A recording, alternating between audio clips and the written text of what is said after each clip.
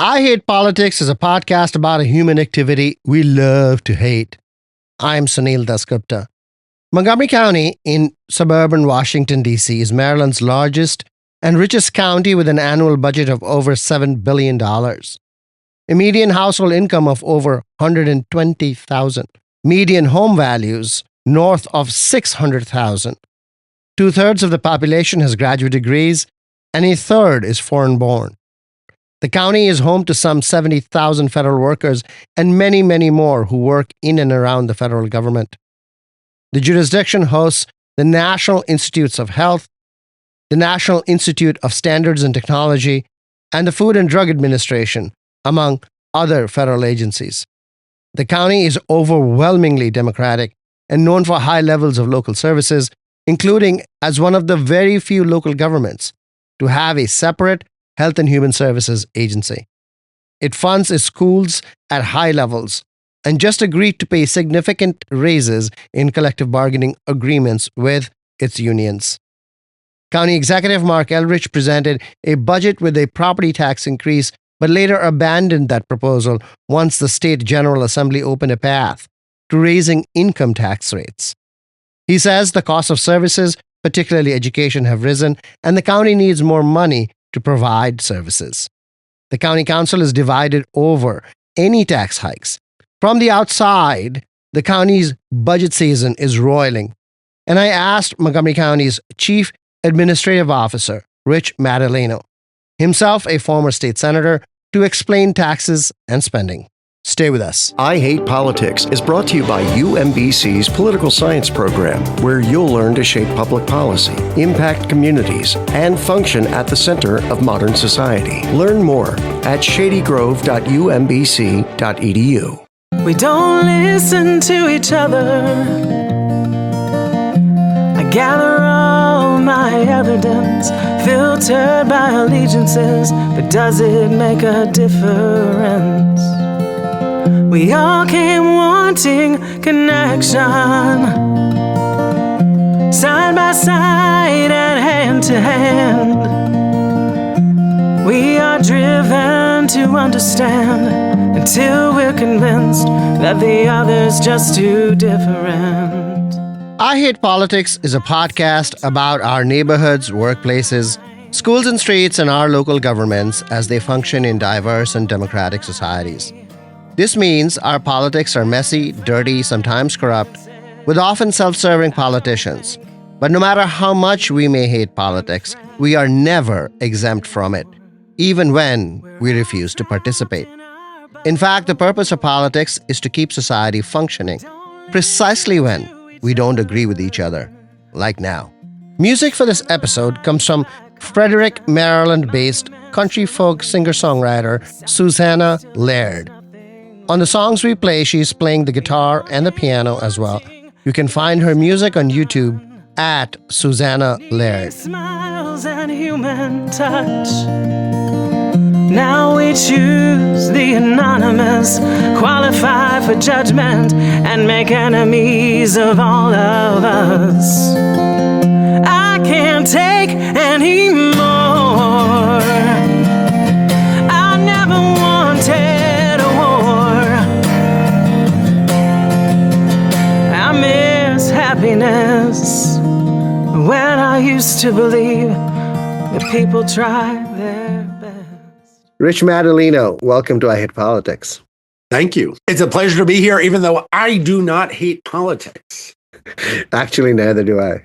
The Montgomery County government is in the throes of its budget making for next year, and there have been significant changes to the original proposal from County Executive Mark Elrich. What are the changes that are being proposed right now? The county charter requires the county executive to submit a recommended budget by March 15th. The legislative session in Annapolis always ends on the second Monday of April. In any year, there are unknowns when the executive submits his or her budget to the council. This year, there were a tremendous number of unknowns as the state was facing a variety of issues and trying to reconcile them between the governor and the General Assembly. the governor had made a series of proposals to reduce the growth in education aid.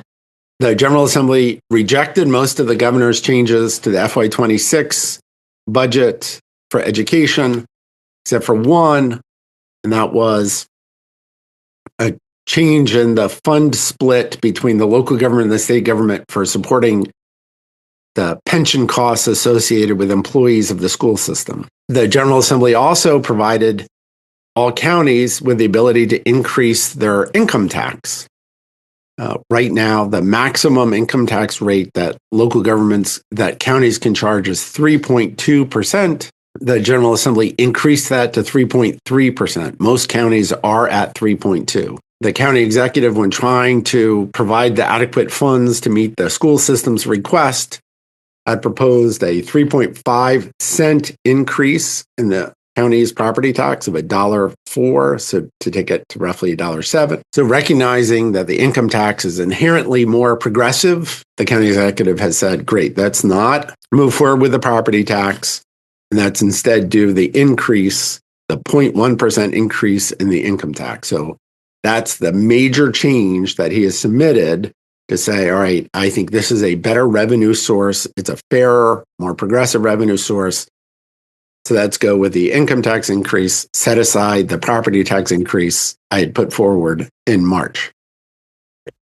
What are the dollar values impact of both the teacher pension reallocation and the move from property to income tax increase? I'm going to round. It's $21 million on the pension costs. Interestingly, in the actions that the General Assembly took on the budget, our income tax revenues will automatically go up without the county council having to take any action. What the General Assembly did was restrict certain deductions, which has a result of exposing more income to taxation. And so without actually having to do anything, our revenues are going to increase automatically. And that is almost a one-for-one, by coincidence, a one-for-one exchange. So we can accommodate the increase in the pension costs through the change in revenues that were triggered by the state action. What is the impact of moving from the property tax to the income tax increase? We anticipate that would increase income tax revenues by $70 to $80 million. So we're going with the midpoint, $75 million. And I know that can be confusing to people of like, wait a second, why don't you know exactly what you're going to collect off of it? Because again, we're just using the data that we have, and the state gets all of the income tax, because we all file income tax information, so they know the granular data. They are not allowed to share that data with the local government. So we kind of have big picture information. And so that's why that estimate is a little less specific than the property tax estimate was. So you began by saying that there were many unknowns in the General Assembly. In the end, it turns out that those unknowns were all a wash. In many ways, yes. And that's why the focus should be on, what did the county executive propose? The county executive proposed fully funding the school system's largest ever increase in their budget, which would give them roughly $320 million of additional spending authority, with $270 million of that coming from county resources and the remainder coming from increased state aid. Do you have an understanding of where all this money is going? I understand very well that this is a Board of Education question, really. But as the people that supply the money, do you have a sense of where it's going? And in particular, I'm interested in this data that I saw, is that there's a vast increase in compensatory education enrollment across the state, including in Montgomery County, in the last few years, In fact, between 23 and 24, it went up 70% or something like that, which is extraordinary. Your initial comment question is not entirely correct. The county puts money into 8 categories of funding for the school system. So it's not like it's a one single large blank check. It is appropriated by category, and those categories are instruction, and there are a bunch of different things. And they're not supposed to move the money between the categories. Within the categories, by state law, each school system has wide latitude as to how to spend the money within the categories with the approval of the Maryland State Department of Education. If I use the acronym, it's MSDE. The increase in compensatory education, which is the term that Maryland uses to provide assistance to students using old terminology or at risk due to failure due to economic circumstances. It used to be that formula was based upon the free and reduced price meal eligible count for every school. They did update it to look at the percentage of the community that was eligible for medical assistance. And so a larger number was included within the formula that gets you to the comp ed number. Is that not having an impact on your budget, or is it? And what that impact is?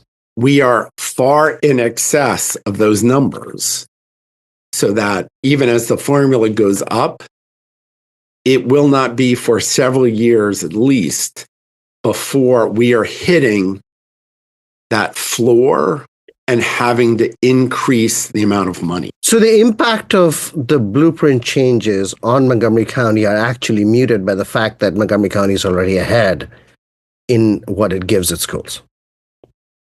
From a funding standpoint, you are correct. We are ahead of the state in actually getting to the blueprint goal of the 60-40 split on a daily basis. 60% in front of students, 40% in doing individual work with students, work with other teachers, prep work for lessons. And so we were already, How close are you to that 60-40? Actually, not based on what the teachers are saying right now. That's the contract that the school system has with the Montgomery County Education Association. Okay. The second biggest item on the county budget is public safety. How is that impacted? What is going on there?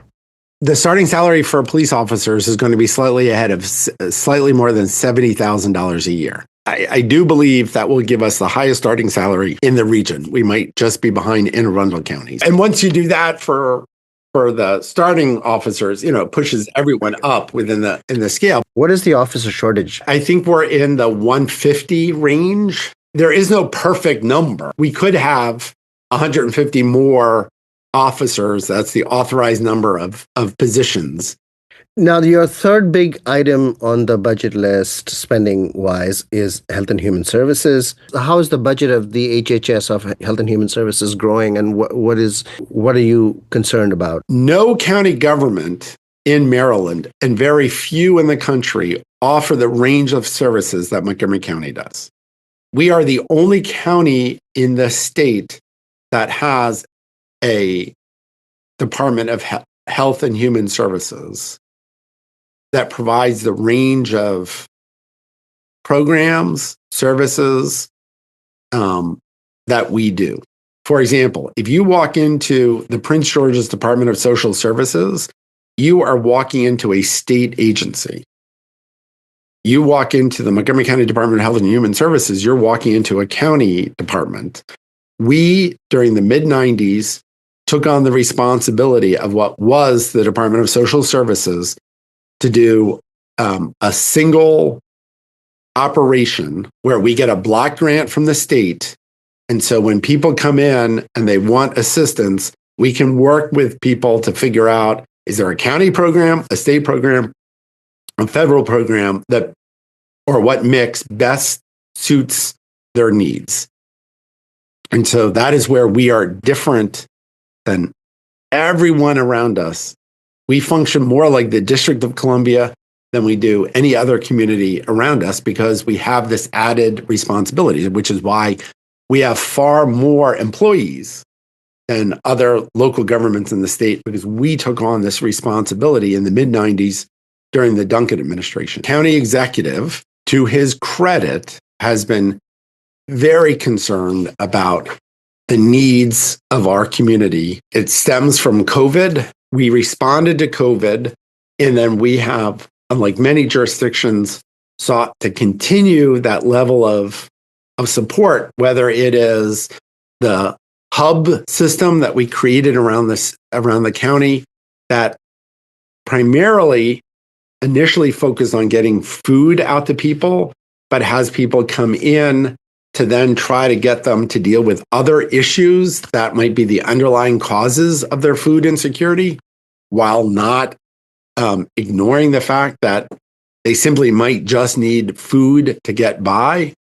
We have continued to provide assistance to the unhoused in our community.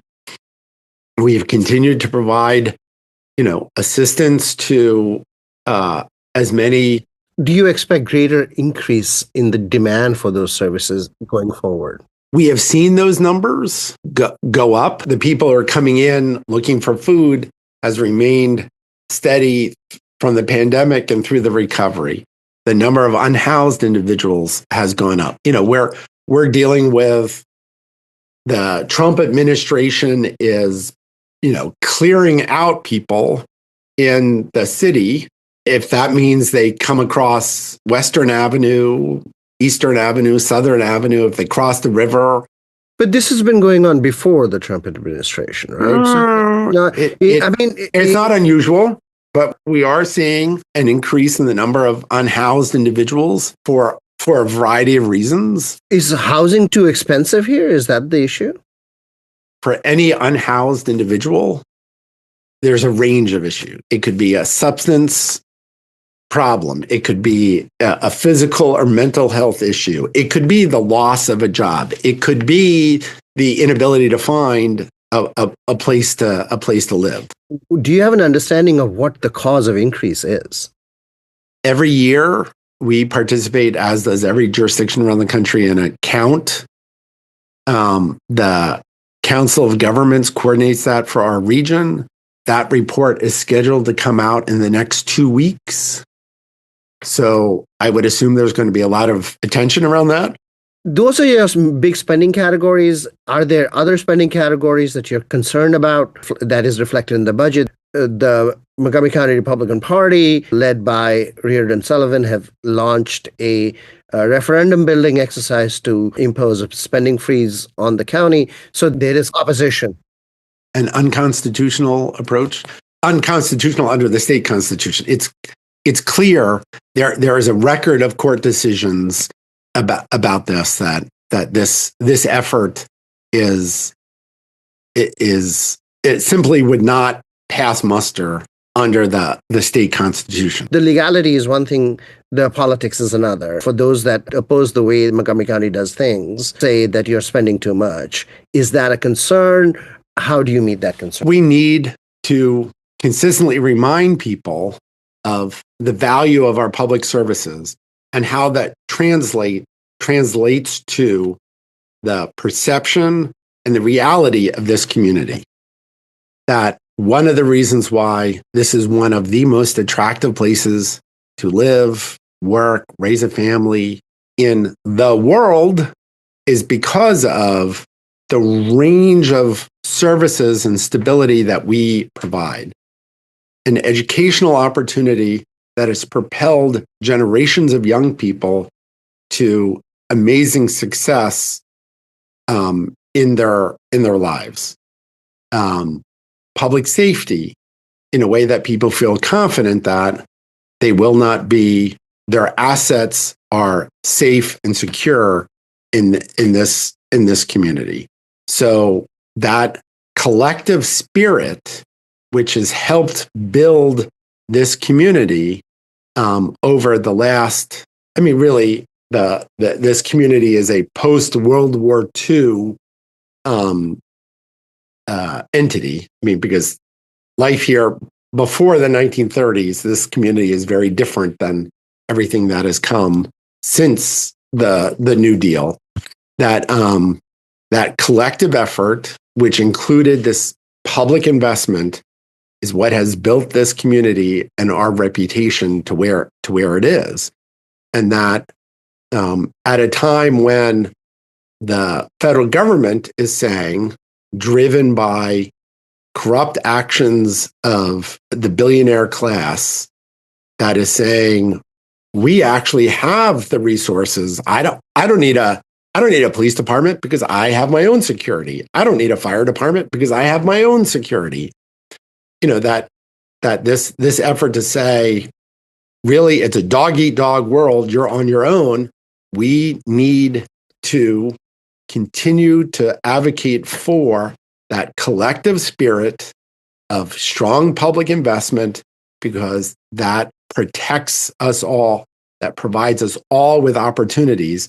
And the most, if you want to keep yourself healthy, making sure you are surrounded in a healthy community is one of the most important things. If you want to make sure your children have a bright future, it's making sure as many other, if not all children, also have that same access. All the people that want more services from government also do not want to pay more taxes. So there is a balance of taxation and services. The hallmark of Maryland, state and local governments for years has been reliance on the personal income tax as the basis for strong public services. And the General Assembly's nonpartisan staff agency has done year after year after year analyses of per capita taxation. And Maryland always comes down to on the lower end of per capita taxation, because we do it in a fair way through the income tax. Now, when your property taxes are going, your property tax collections are going to increase. Property values have risen dramatically in the last several years in Montgomery County. So there is an increase in your collection in any case. Now, you also want a rate increase.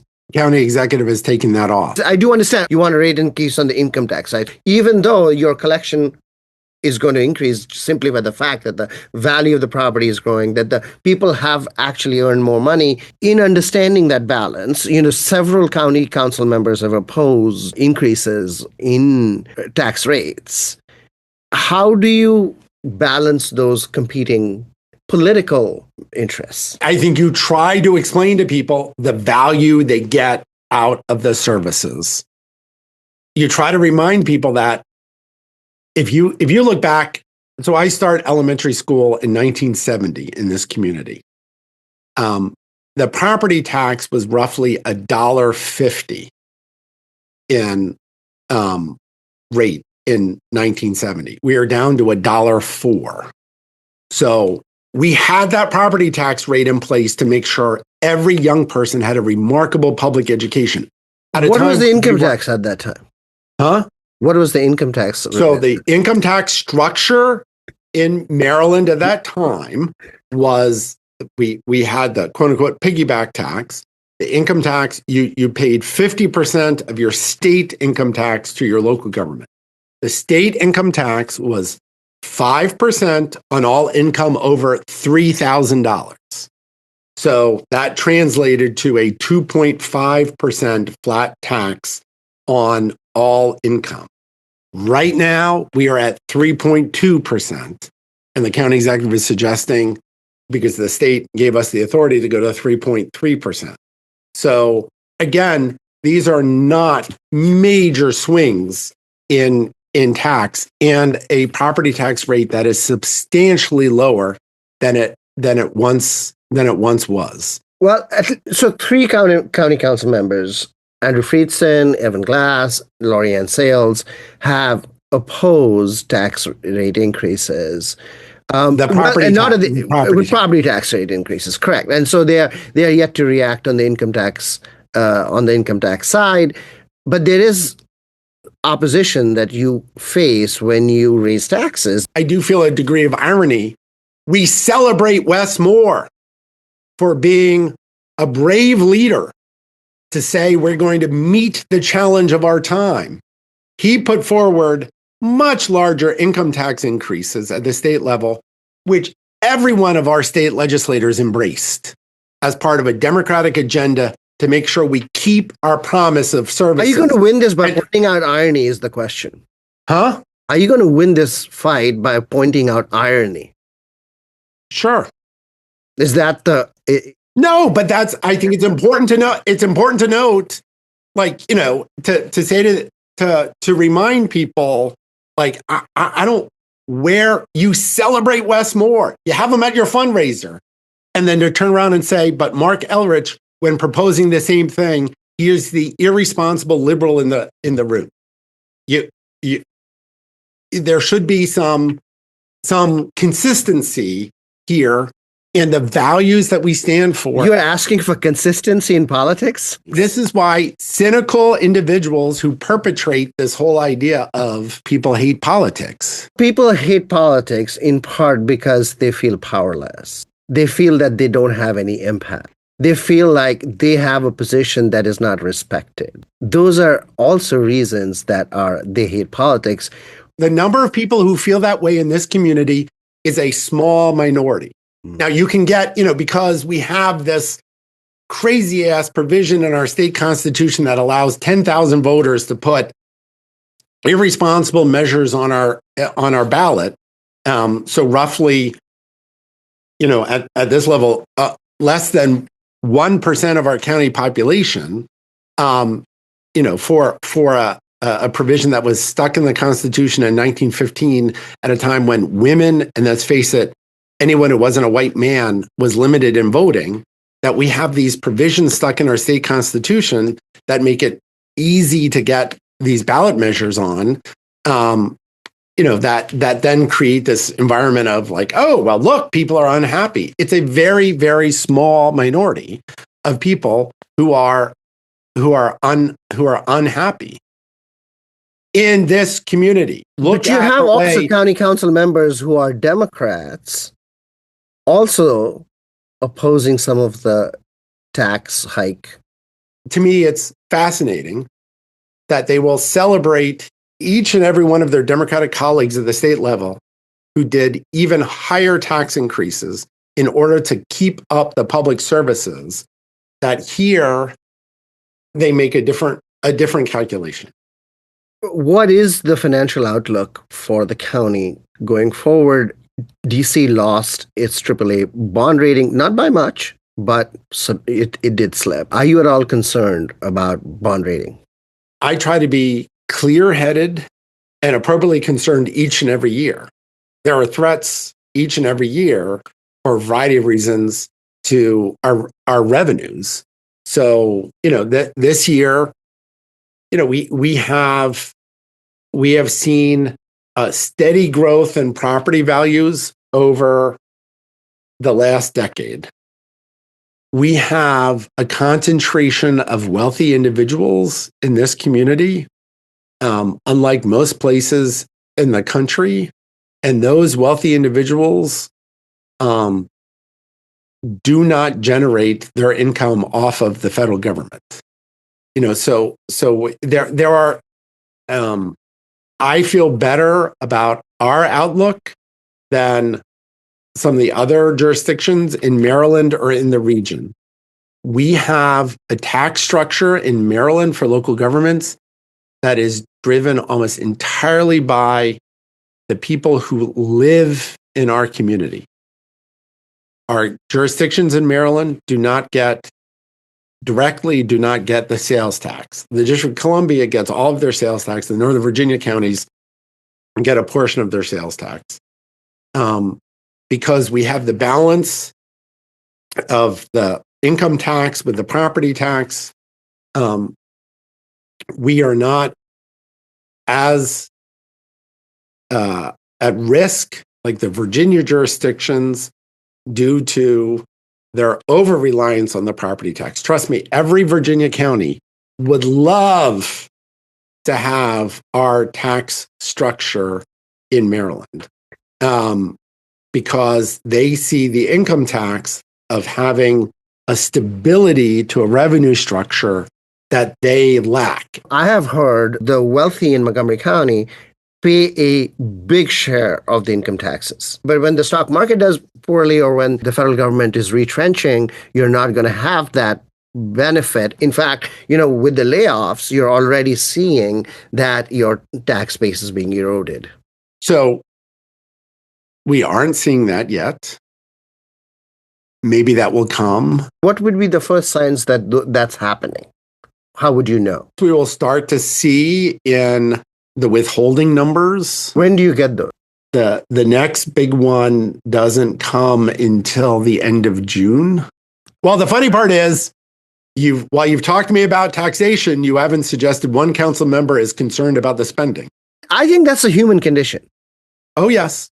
I'm sure there are people that rise above all of this, but most people I know in regular life, they want more services and they want lesser taxes. Now, obviously, that's not possible logically, and there's a balance between those two things. And one of the toughest tasks for any political leader is to find that balance. So. That's true. Everyone wants a diet that allows them to eat dessert and lose weight. That's exactly me. Yep. Rich Madaleno, thank you for taking the time. Good luck with the budget. Well, thank you. Thank you for having me on.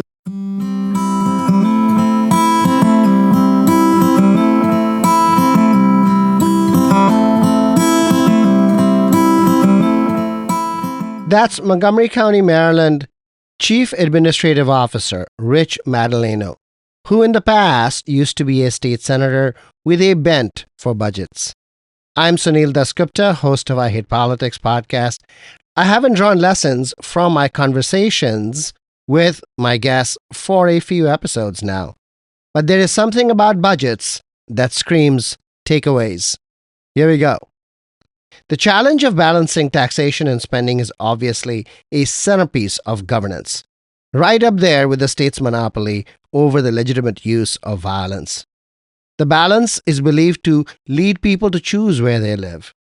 That's a 1956 paper from Charles Thibault, whose pioneering work opened the concept of people voting with their feet, picking where they live based on what they pay in taxes and what they get back in services. By that measure, both Maryland and Montgomery County have been losing, not gaining population, despite the best efforts of its leaders. Montgomery County's Republicans are roughly 25 to 30%, which is a sizable number, not simply a small percentage. In the case of the tax hikes, Republicans have joined independents, and it appears even some Democratic county council members, some of whom are running or likely to run for county executive. I'm not holding my breath for the 2026 county executive race to become a referendum on taxes, but the fact that county executive candidates are staking the middle ground on the issue suggests there may be political purchase. A big political difference between Democrats and Republicans comes from their understanding of the causal relationship between tax rates and aggregate revenue collection. Republicans hold that lowering the tax rate leads to economic growth and higher aggregate revenue. Democrats believe that higher tax rates generate more revenue, which is then invested in education and services, leading to general welfare and population and economic growth. Economists have deflated this conundrum with their analysis of optimum tax rates, but the distinction remains politically valid. Applied here, if Montgomery County wants to raise tax rates while revenue collections are up, that is going to be rife for a political fight. The call to fund public schools is currently a full-throated cry, but if Montgomery County is ahead of state funding targets, as Rich Madaleno suggests, why is more funding necessary? After all, the state's targets under the education funding law, called the Blueprint for Maryland's Future, were developed with the notion that meeting the targets would be sufficient. So if Montgomery County wants to do better, are they breaking the taxation services balance built through legislation? That's all for this episode of I Hate Politics, where we aim to stem the decline in local news by working with community voices. Don't forget to tune in to our Tuesday morning news analysis. I Hate Politics is produced by me, Sunil Dasgupta, with support from the University of Maryland, Baltimore County. I direct UMBC's political science program at the University's Shady Grove in Montgomery County, where, among other things, we explore and learn about politics, government, and society close to home. Music for this episode comes from Susanna Laird, country folk singer-songwriter based in Frederick, Maryland. You can find her music on YouTube at Susanna Laird. If you want to share your music on the show or know someone else who might want to, please email us at producer@ihbpod.org. I hope you'll subscribe and share the podcast as we bring you stories about politics close to you at your home. See you next time. Where the silver water runs.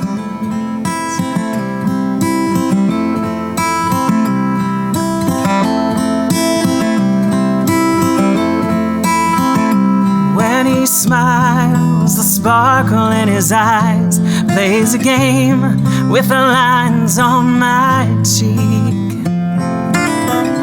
And when he laughs, my crown feels firm and solid beneath my feet. My hand stretches out for his. It feels lonely on its own. We are stitched together through all these journeys.